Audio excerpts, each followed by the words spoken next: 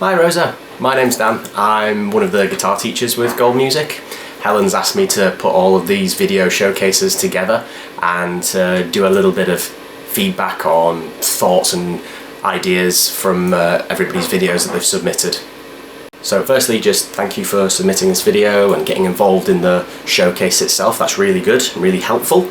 If this is the first time you've done anything like this, then congratulations, well done. It can be a little bit daunting sometimes, but it is a big important step that you've taken there to start this journey of performing and live performing and even digital performing that we're seeing more and more of these days. If it's not the first time you've done it, it doesn't matter. It's all really, really good practice, and there's always things that you can learn and tweak from each attempt that you might do. You might do some auditions for an orchestra or a group, or you might be doing some form of video just for yourself or for social media or something like that, or an exam submission. So you do want to make sure you can always put your best foot forward with how all of the elements of the video come together and how they all make a good performance. So a lot of this feedback, it's kind of chopped up into a few different categories really. The first one is kind of more to do with presentation. It's not really to do with the music and the playing as such for a second, which I know sounds a little bit odd maybe, but it is important that if we're creating a video, especially if it's for an audience, we do want to make sure that it's as entertaining and immersive, and we can get, the audience member can get as involved in it as possible really. So the first little thing I just wanted to point out with the presentation side of it really, we can park the music for a second, is what we might call the framing of the video itself. So where you've got the camera sort of sat versus where you stand, and where the music is and so on, we're just kind of chopping a little bit of yourself off there, or we're creating a lot of kind of space on the video that you might see on the showcase itself, where there's nothing there. It's just blank screen really. Which can be a little bit tricky to watch sometimes. It works for phones because that's the size and shape of the phones and so on, and they can be kind of clever and you can flip the phone and still watch the same video. But when you start putting it on bigger screens, you start putting it on like a tablet or a laptop or a TV or something, it tends to create this kind of tall, stretched out image, which we don't always necessarily want. For some instruments, like guitar for me, it's really important that if it was an exam piece, that the examiner could see all of the guitar, and they can see both hands of the person that's playing it, and they can tell that it's matching the music that's actually being played. So some instruments, like a flute for instance, that's going to be important to be able to see the keys that you're pressing and the fingering and other techniques that you're required to play in the piece. But there is kind of an easy little fix that we can do. It's really simple. Just turn your phone just onto its side, and it's a really good tip for just photos and video taking kind of in general, where you create this more widescreen effect. It's actually quite helpful because you can see more of the person and of the instrument, and it just generally looks a little bit easier to watch. So I'll try and demonstrate quickly what I mean if I quickly switch to a phone and show you what I mean. So okay, so I'm on a phone now. It's on a portrait mode. It's on the same stand that my camera was on. It's a little bit lower because I kind of just perched it there for a second, but everything else is the same in here. Can you see what's happened to the edges of the picture and stuff now? We've kind of lost a lot of space that we could have used really. So phones are really clever, and you can obviously tip your phone and it will be able to tip the video, but once you start putting it on a bigger and bigger screen, it kind of doesn't work as well, and this is kind of what happens. You'll end up with this kind of really thin, tall look to the video. It's not the best for what we might call immersion and how involved you can get in watching a video. Like I've got a guitar to hand here, and you can kind of see it's kind of disappeared.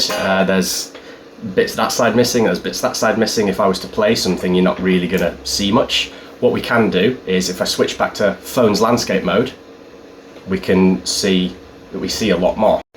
Okay, so we've spun around and we've got all of this kind of space back now, because there was nothing that was really happening above me that we needed to see. I could sit and play guitar, maybe have to push it a little bit further away so you can see hands that are down here, but for your instrument or for a flute or something like that, up here works quite well actually.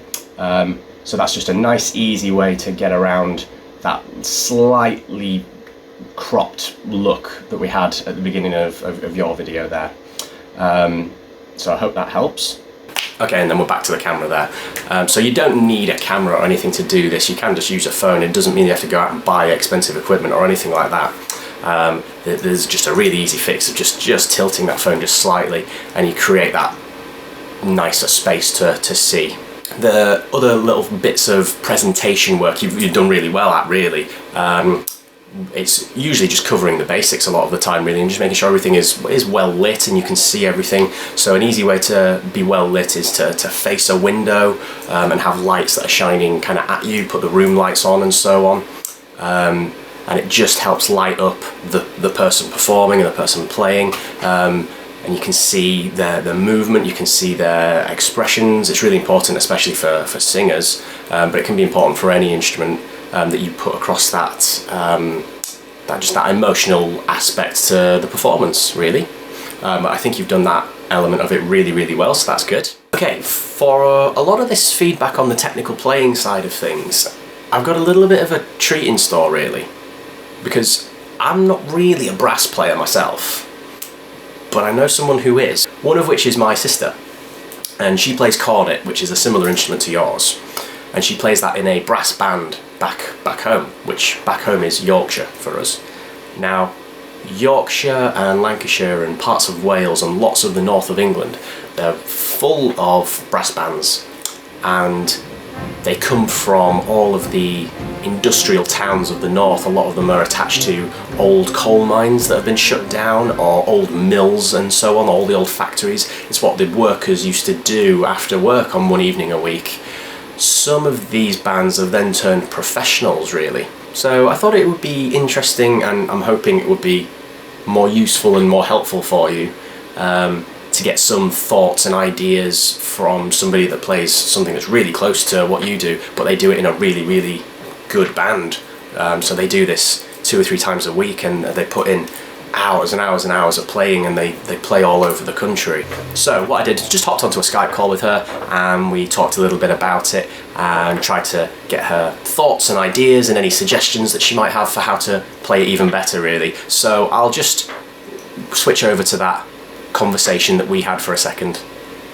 Right, hiya Shannon, thanks for jumping on this call and having a quick discussion of this video submission that we've been given for the showcase.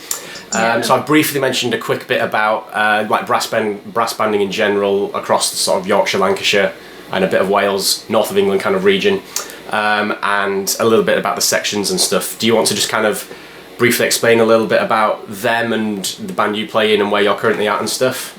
Yeah. So generally brass bands across like the UK are split into like competing sections. So it's kind of like football leagues. You have like championship section all the way down to 4th section. I play with Crofton Silver Band at the moment, and we are in the 1st section. It's a really great band, really. We've gone from, in 2016 we were in the 3rd section, and since then we've just been steadily working our way up. We were in the championship section up to last year, but sadly we couldn't make the contest because our conductor had a baby. Yeah. So we had to withdraw, which kind of meant we kind of forfeited, really, so we moved back down to 1st. Yeah. But essentially all it is that you play a set test piece, so every band in the country in your section plays the same piece. It gets judged by the same 2 people, and then you get a mark, and it's 3 marks over your year, over the last 3 years combined to make a score, and then you move up and down based on your score. Yeah, brilliant. Okay. This James Bond piece that we've got here, then you play cornet, don't you? And obviously this is a trumpet. So first of all, are there any differences that we need to know about? I'm presuming I'm correct in thinking fingerings are mostly the same. The fundamental techniques are the same. Yeah, most of the basics definitely are the same. Yeah. So what were your sort of initial kind of thoughts or ideas, opinions, suggestions, anything from what you've seen? Yeah. So there's some really good playing going on there. I think the biggest thing that you want to fix is honestly your posture. You see how like you're splitting a lot of the notes, and that can be because you've not got enough air to support the note. And I think when you're hunched over like this, you're cutting off your airflow.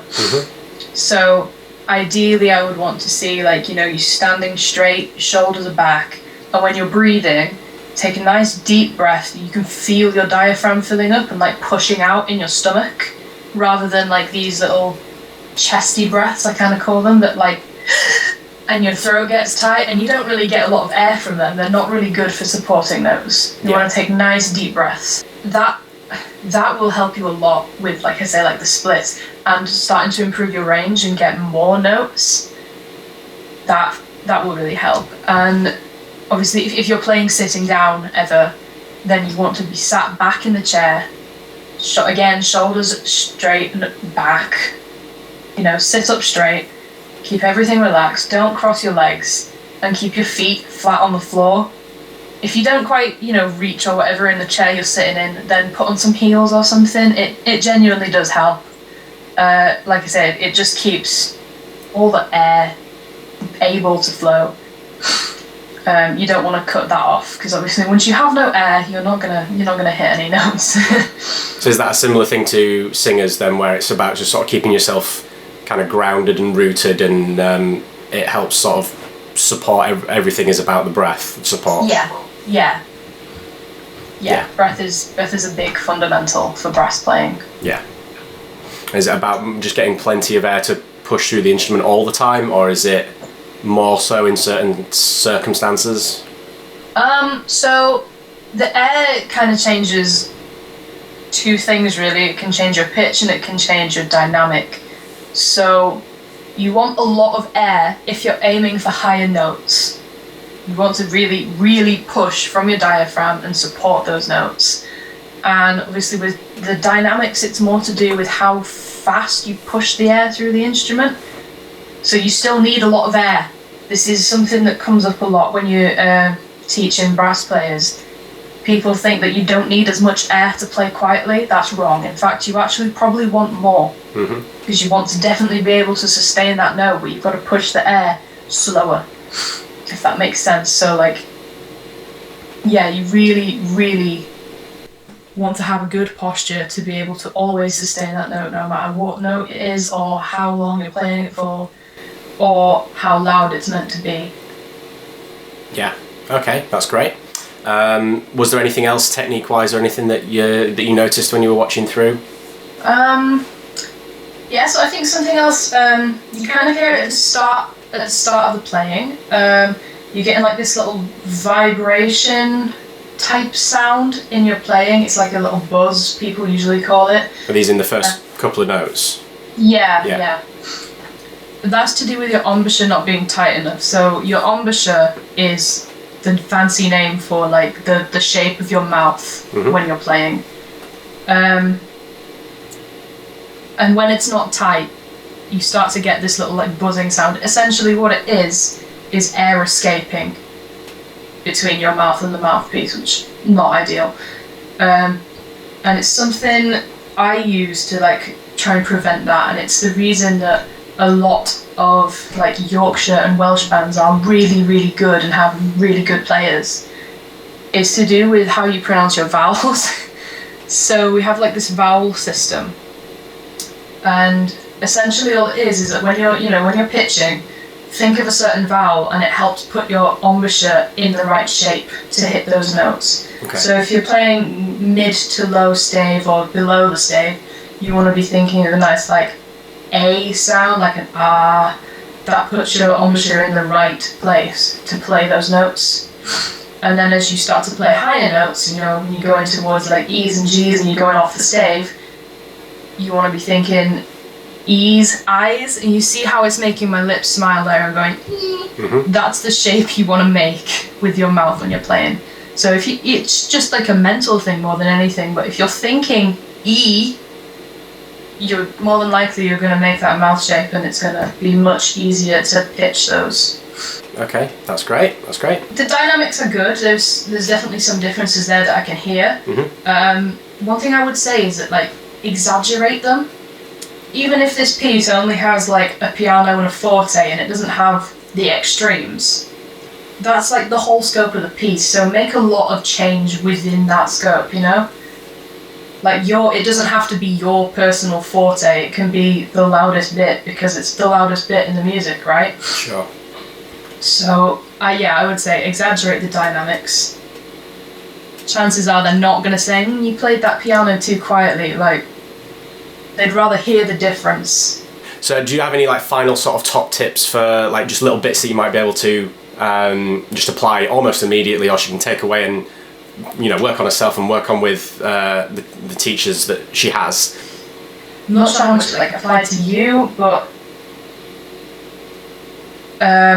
you want to make sure that your fingers are on top of the valve. That's something just I see a lot in brass players, and if your fingers are up here in the air, then you've got extra time obviously before your finger hits the valve and then pushes the valve down. Yeah. So you want to make sure they're nice on top, just there. Don't lay them flat over the valves, like, I don't know if you can see that, like this. They want to be there. Mm-hmm. Just so that kind of eliminates a future problem where your fingers and your tongue don't move at the same time. Yeah. Because that can cause those kind of like fluffy notes that aren't quite clear. Yeah. I have the exact same thing with the finger placement with guitar students all the time anyway. Where it's the same logic of, you know, if they're up here, then there's just all that extra space they've got to cover before they're able to do anything for you. And exactly. It takes that tiny bit more brain power to move them, whereas if they're just happy resting there, all they've got to do is push a little bit further onto the string and you're already there, really. Not doing that creates the same kind of synchronization issues that you were mentioning, really. Yeah, exactly. And it's always just worth pointing out to people, because I know I did it when I was learning. I used to have my fingers miles out in the air, and it took me years to unlearn that.